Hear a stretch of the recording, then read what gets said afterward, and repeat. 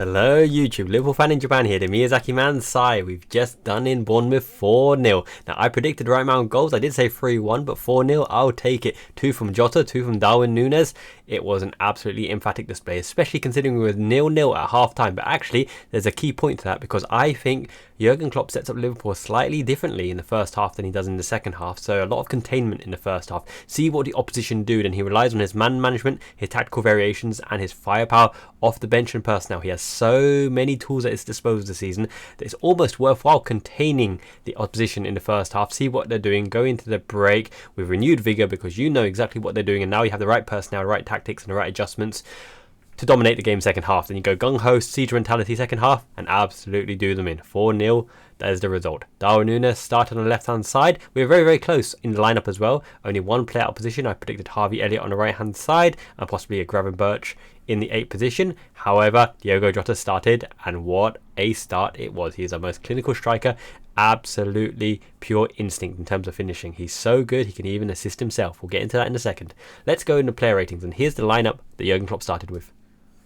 Okay, so we're going to recap the game, review the game post-game as well, but we're going to do player ratings as demanded by you guys, the fans, because in the comments below I heard you guys really appreciate the post-match breakdown and the review of the team, the tactics, as well as the player ratings. Always a bit of fun, right? So let's start. Here is the formation that Klopp lined up with Allister, Becker. This is the cemented back four in the absence of our first choice left backs and second choice Tsimikas and Robertson. Obviously Trent Alexander-Arnold injured, coming back very, very soon, and Gomez utility able to go on the left hand side, needed to cover the left hand side because in his absence it'd be someone like Owen Beck, right?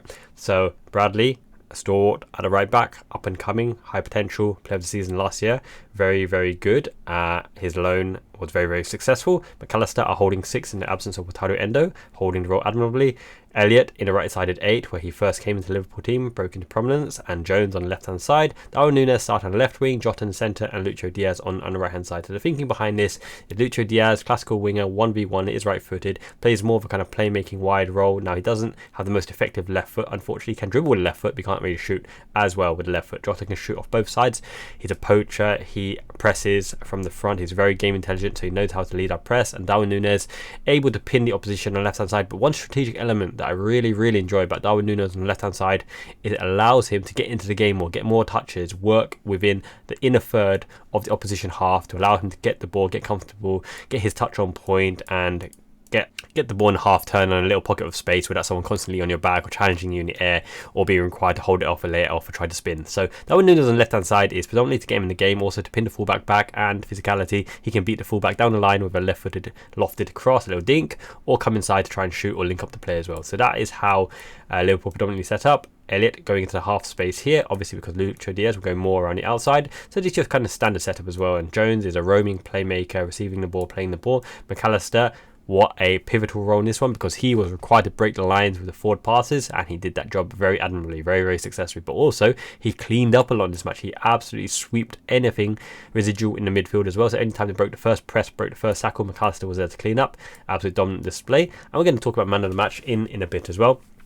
But before we get onto the player ratings, let's talk about some of the shapes that I really enjoyed from this match. So Van Dijk was a kind of central defender, sweeping up from behind, allowed Konate to push into this half space. So Konate almost sat alongside McAllister at times because Bradley pushed up here. Sinistra obviously pinning him back into his pocket here, into this kind of space here. This was the classic flaw with a 4-3-3 where they could play the player in behind, but Bradley puffed and really made an effort with Konate backing him to back up that side. There's a bit of an issue with the triangle on this side because this isn't the best in terms of chemistry and relationship, because they're all a little bit small, not dominant in the air in terms of physicality, and absolute gut-wrenching speed, not on point either. So McAllister had to cover that side somewhat slightly, and obviously with Gomez and Van Dijk triangle here, it's very hard to break this contingent here, so they targeted this side here. Jones had free roam to reign in and around this area. This was his sphere of influence, and my goodness, he was very influential. But McAllister, to his credit, found Jones in the pocket. He even found Elliott into this kind of space very often as well. Lucho Diaz didn't have the best of times. I don't remember him consistently beating a man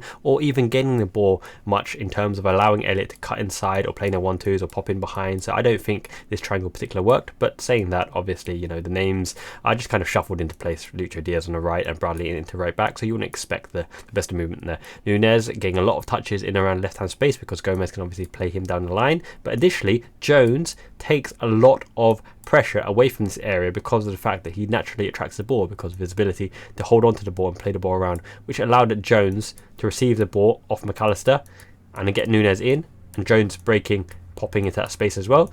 Nunez lining up the man 1v1, can beat him down the left, can beat him down the right. When Nunez started the second half in a more central position, he got more joy here because what happened was Jota underlapped around Nunez, allowing Nunez to transition into that space before the ball goes in. And when the ball goes in here and the fullback was penned here, the fullback can't get in close because Nunez can cut inside. So what did he do? He showed him down the channel onto the left foot, and you can't catch Nunez, who got in here, pinged it across, Connor Bradley around the outside, picking it up, back to Jota.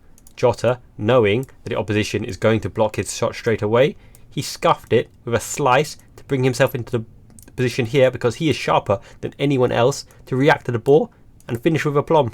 Jota knows what kind of passes his fellow teammates need, and he knows what kind of pass he needs as well. So Jota the slaughter. But I did particularly like Gomez Maldini being able to underlap into this central position here, because what that allows us to do is really penning the opposition. Now when you have this kind of shape here, it is absolutely a nightmare for the opposition, because how do you break out? Because you can't hit in the channel because Konate was cleaning everything up. Van Dijk found himself on the offensive transition cleaning up here a lot of the times, and when you give the ball to McAllister, you can't really press him here, because if you commit all your men past that initial front line there, it means that you're overloaded in the middle, and you never ever want to be overloaded in the middle. So it was a very tactically smart game from Klopp. We resisted the pressure in the first half, and then we made them pay in the second half.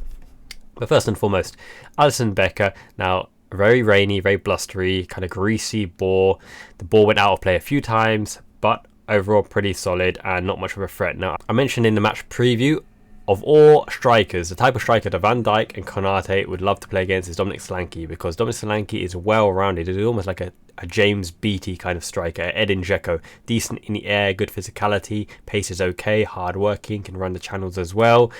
All around brilliant, but not absolutely cracking at one statistic. Not super tricky like Micoli or someone, or Del Piero. Hasn't got technical long range shots from afar like a Batistuta. Isn't absolutely dominant in the air like an Andy Carroll, for example. Isn't lightning quick like a Cisse. Doesn't really bully you and pen you back and back into you, lay it off and hold it up for days like Didier Drogba. He's just a bit of everything. All good, all around, effective. But Van Dijk and Konate are very well rounded, physical, fast, dominant in the air, brave in the tackle, forward-footed, and can catch you up as well if you're running behind. So, not Solanke's type of matchup. These two had him in the pocket, and I think Alisson as well benefited from that. 1 or 2 times they got in behind, but Alisson made himself big, star shape, closed the distance. But once again, the kicking and distribution, blistery conditions, it's fair enough to give him a 7. Did nothing wrong, did nothing absolutely outstanding as well. Did his job. He's world class, the best in the world.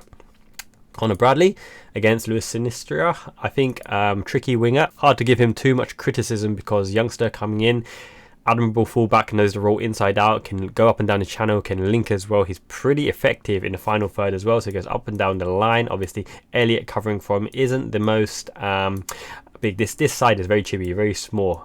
The physicality just isn't there at the moment. Elliot hustles and bustles to provide for Bradley as well. Lucho Diaz comes back in support as well. But obviously, in the air, in terms of physicality, in terms of pace, this side is lacking somewhat compared to your Van Dijk and Gomez, who are obviously physical specimens. And Konate does his best to cover as well. But he's a one-man band. He covers the channel well, but it's hard to fully cover. Bradley did okay. He got an assist. I think it counts as assist, right? The ball to Jota, who kind of assisted himself, but it's a touch from himself, no other player, before shooting. I think Bradley is deserving of a 7. Never stopped running. Hopefully he doesn't have to have that nap in the dressing room like Klopp alluded to. Overall good performance, and you're never worried within the team. It's not like Allister Sissoko or Paul Konchesky, etc. Right? Okay, Konate, Man Mountain, absolute colossal titan. Obviously from his favourite show, Shingeki no Kyojin, Attack on Titan anime. Konate, physical beast. That one tackle in the box, I think we were 2-0 up, slid across, cleaned the ball out, clean as you like, took the man right out of the picture. The man never even had a chance to recover from that lunging tackle from Konate. The ball was cleanly won, Van Dijk cleans up. Konate is fast, he's a physical specimen, he reads the danger. His long passes are decent, getting there, he kind of lofts it into the midfield, sometimes loses it a little bit. He can drive with the ball, but not a la Matip. Matip is one of a kind.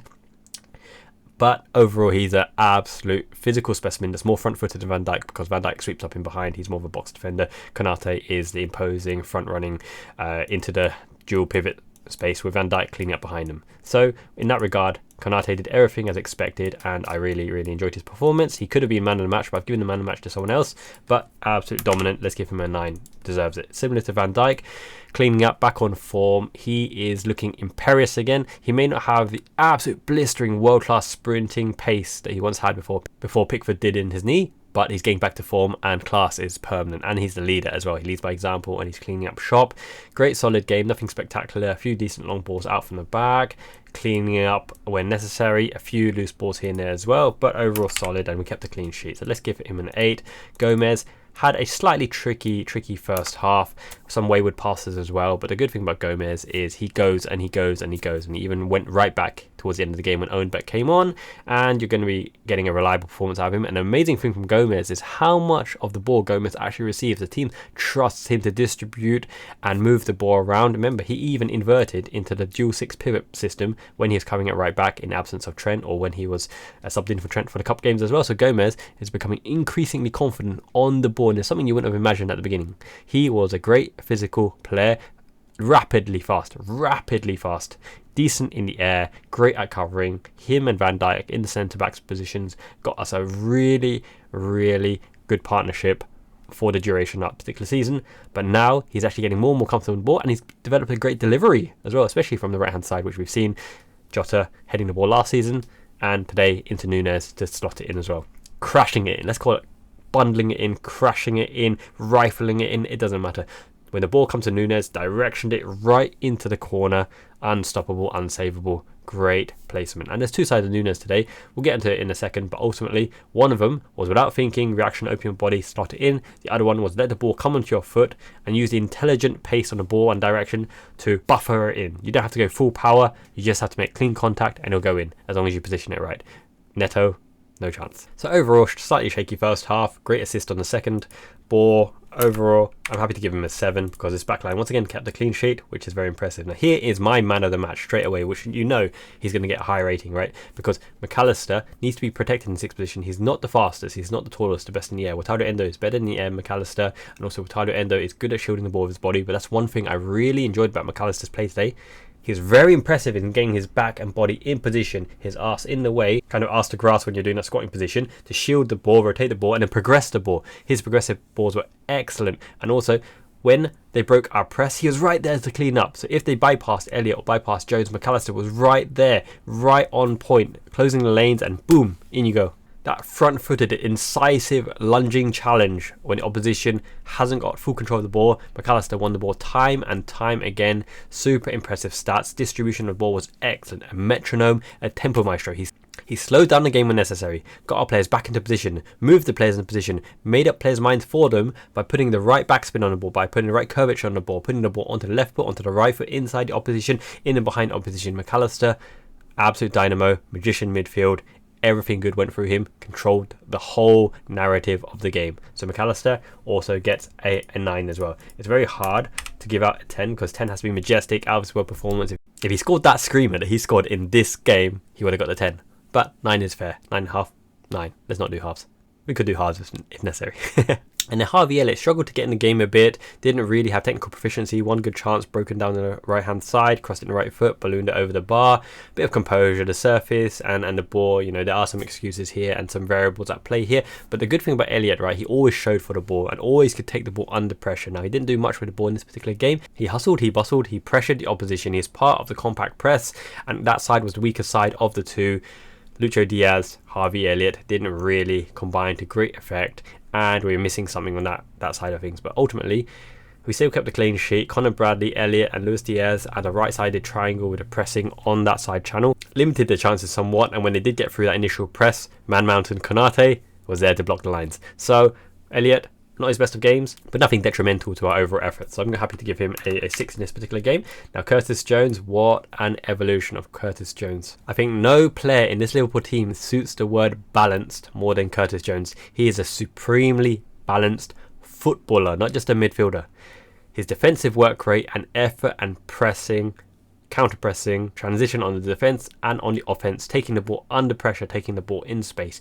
Dribbling ability, first touch, ability to play left foot, right foot, decent in the air, great movement, pace is not too bad either. He is so well-rounded that you can plug him into any position on the pitch and he'll do an effective job. He is almost like David Silva, Bernardo Silva of the day, slightly less known for his flair and creativity, but more so in the comfortable nature of the ability to take the ball anywhere on the pitch and do something useful and valuable and contribute to the team. He's a pressure reliever, Curtis Jones. You can literally give him the ball in any position, under the cosh, on the right hand side, on the back, in the air, on the floor, with pace, without pace, and he'll make the ball stick. And he'll recycle the ball, get you in and around and playing again, a la Gini Wijnaldum, except for the fact that I think Curtis Jones has a better first touch and ability to manoeuvre the ball than Gini Wijnaldum, whereas Gini Wijnaldum is stronger at shielding the ball than Curtis Jones. I also think both of them are a decent goal threat if given the opportunity in and around the ball, and then one corner came to him and he scuffed it as well on a half volley, kind of on the ball, bounce, hit, went over the bar. He would have been disappointed in himself, and I saw him clutch the hamstring. Hopefully it's not a significant injury, because we need Curtis Jones for the big matches, because he is a player possessed at the moment. He's nailed down that left-sided 8 slot. It's his position to lose, and he makes us play better with his existence on the pitch. I wanted to make a video on him and Wataru Endo when he comes back. Don't forget the contribution of Wataru Endo. I know McAllister played amazingly well, and McAllister could be pushing up in the left-side 8 or even the right-side 8 position, because Jones and McAllister, very technical midfield, they wouldn't lose the ball as well. I know Soboslai offers slightly different profile, but when Wataru Endo and Curtis Jones were on pitch, the passing, incisive passing, the pressing lanes, the pressure, the dominance and assertiveness in midfield, the balance looks spot on, +1. It would have been Endo, Jones +1 for the ideal midfield to win and dominate the big games. I really believe it at the moment. Soboslai, McAllister, Gravenberch, Harvey Elliott, even Gakpo in there have a lot to make up for. And Thiago Alcantara, he hasn't even started yet, but yeah, he's coming to the mix as well. So this is a very promising, prominent midfield. We've rebuilt over the summer, but Jones is in the first team by merit. So hopefully, not bad injury, coming back soon. Outstanding performance. Give him the 8 there. Take the ball anywhere. It's fantastic. Now Nunez, game of 2 halves.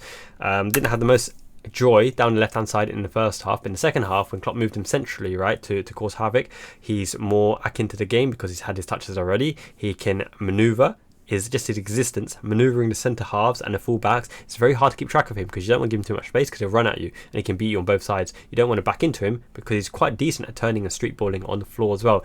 And his presence and having to occupy him allowed Jota to move in and around and roam as well. And Jota's a slaughter. You don't want to give him any opportunity because he is like a hot knife through butter. He smells the goals. He's hungry for the goals. If Curtis Jones is balance, then Jota is efficiency. Everything he does is efficient. That laid off pass, first time into Darwin Nunez to slot with the right foot. Darwin Nunez didn't even need to think about it. The type of pass invited him to hit it first time and place it into the right side of the net. Goals. Jota knows how to provide on a platter the type of pass that strikers need to score the goal. Whether it's to Lucho Diaz, to Mo Salah, previously Sadio Mane, even to Bobby Firmino. Jota knows how to provide the necessary ball for the striker to benefit. None more so than his actual goal, where he sliced the ball with backspin to play himself in, because he's the sharpest in the box. Everyone was expecting a shot. He sliced it into the space and he was the sharpest one, the first one to react, to collect his own ball and power in. Absolutely speared it into the net. No one can keep up with Jota in the box. He's sharp, reaction, on point, point and click, bang, bang, bang.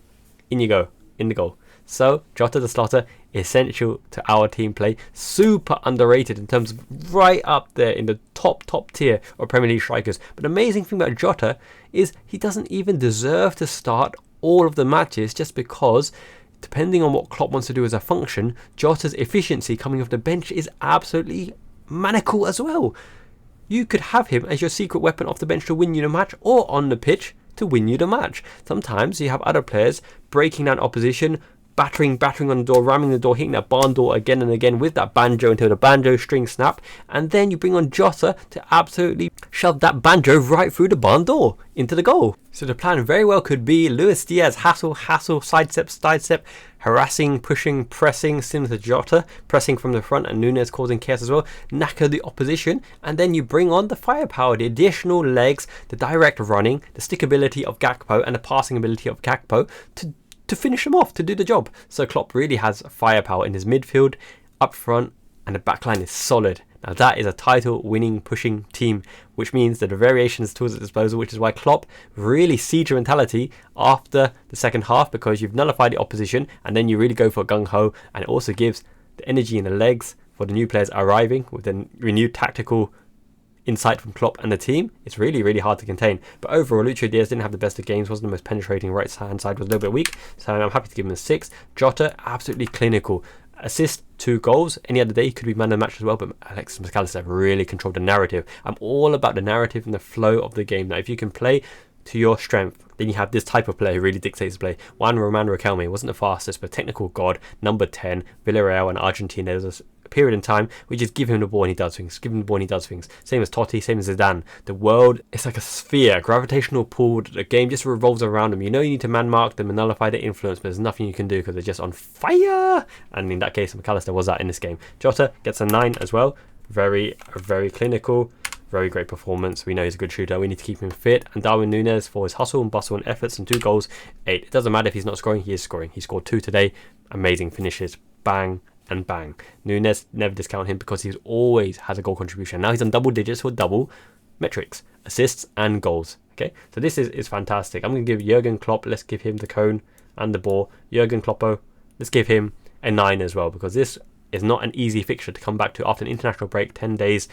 Need to get back into the run of things, the flow of things, but we controlled the game. And I think Bournemouth, it wasn't that they played under par, and Andoni Iraola, he set up tactically decent. It was okay, but this Liverpool team, absolutely possessed. It's going to be very, very hard to stop us, especially because we're missing Robertson, Tsimikas, Trent, Thiago, Bajcetic, Endo, Salah, to say the least. I'm sure I'm missing someone else as well, Szoboszlai as well, right? So we're missing a lot of our key first team starters for the big matches. But look how strong this team is. This team is absolutely immense. And when Gravenberch came on as well, he added impetus and energy and effort into midfield. He doesn't look the most pleasing on the eye. Okay, and you have to kind of dig into the statistics and dig into what he's actually trying to do to discover whether he had a good game or not. So Gravenberch, I'm going to give it a 7 just for the fact that he's more effective than Elliott. He actually won back possession, I think at least 4 times I saw, and yet his passing was a little bit wayward, and sometimes in the 50-50s, it doesn't look like he commits full gusto, full impact. But it's kind of understandable when you're at that stage and you saw the ridiculous tackle on Lucho Diaz, right, by Kluivert. Now, it wasn't necessarily his fault. I think they were hustling for the ball. It must have been McAllister or someone losing the ball. 50-50 challenge, went over the ball, straight into Luis Diaz, and you saw the leg bend and buckle a bit. You're always very, very scared in that, especially for South Americans who, I don't know if Lucho Diaz was particularly poor growing up, but sometimes there's a malnutrition problem there as well, and the calcium and all that kind of thing. But luckily, the leg withstood the impact. Curtis Jones got a red card against Tottenham. Here we go.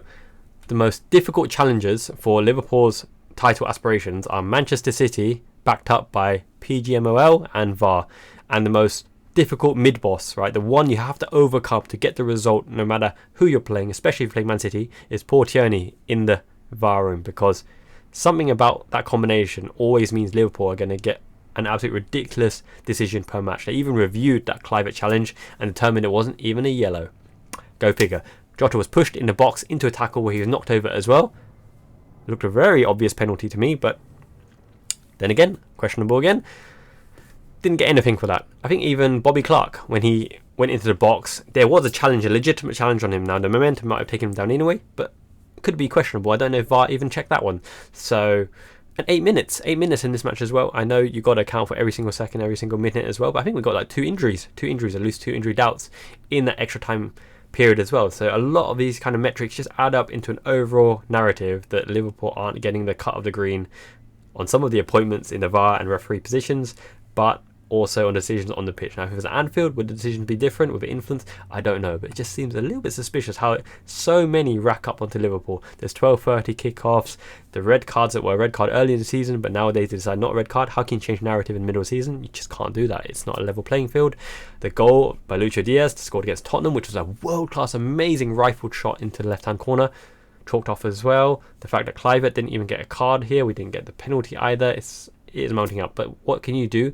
You do what we did do. We played with fire, desire, passion, and won 4-0 at an opposition that were in form, with a good coach, with good players, with Solanke built up as well, with most of our team missing, because Jota, the Slaughter, and Nunez, For days, yo, they're going to get you the goals and bang in the glory for Liverpool. And then just a quick word, so Owen Beck came on, was lively, plays like Robertson, kind of broad hunched shoulders, driving down the line, a lot of energy, but didn't really make the most of driving into that space of the ball, cut inside and cut back. Defensively solid, they got in behind him twice as well. Debut, right? Premier League debut, but what that really means for Owen Beck is he's no longer going out on loan, so he's going to be third backup to Robertson, Tsimikas and Owen Beck. Why not? Let's give the youngsters a chance. Impressed Aberdeen, Celtic wanted him on loan, but no, now that he's with us, plays with 2 clubs, can't be loaned out again. Connor Bradley, back up on the right hand side. Owen Beck, back up on the left hand side, which means it'll be Trent, Gomez, Connor Bradley, which is really interesting because Gomez is good enough to play across the whole line, which means it's going to be Quansah, Van Dijk, Konate and Gomez in the middle, Tsimikas, Robertson and Owen Beck on left hand side, and Scanlon's underneath there as well, and Cade Gordon even came on. This is one of the youngest lineups, one of the best Liverpool youthful energetic teams with so many rotational options in every single position. The title challenge is on, baby, let's go. Also, still time to enter the 1000 subscriber giveaway for all these Japan goodies. Make sure you get into that video that I'm going to link up here. Name your favourite Liverpool 11 that you think the Miyazaki man sai the Liverpool 11 that I would pick, accounting for today's modern tactics. Now you could pick anyone. You can pick a Rush, defending from the front. You can pick a Dalglish. You can pick a Ian St. John if you wanted to. Is it Barnes or Mane? 4-3-3 or 4-2-3-1, similar formations. Put your 11 that I think I would put in a Liverpool all-time 11 in accounting for today's modern tactics and what I would be trying to do with the balls. If you've seen my videos, you know what kind of style of play I like, inverting, options, tactical variations, that kind of thing. So give it a go. Check on this video. Make sure you like this video as well. Helps it beat the algorithm, makes it get seen. Subscribe if you haven't already. Lots of Liverpool content coming up. Loads of giveaways coming up as well. So, yeah. Thank you for supporting the channel. Thank you for subscribing as always. Thank you to all that have subscribed already. Thank you for everyone liking this video, getting it seen. 2 cup games. Get our boys back in the groove, the Liverpool groove. And then Chelsea and Arsenal on the horizon. Premier League is on, boys. It's a quadruple. Janet.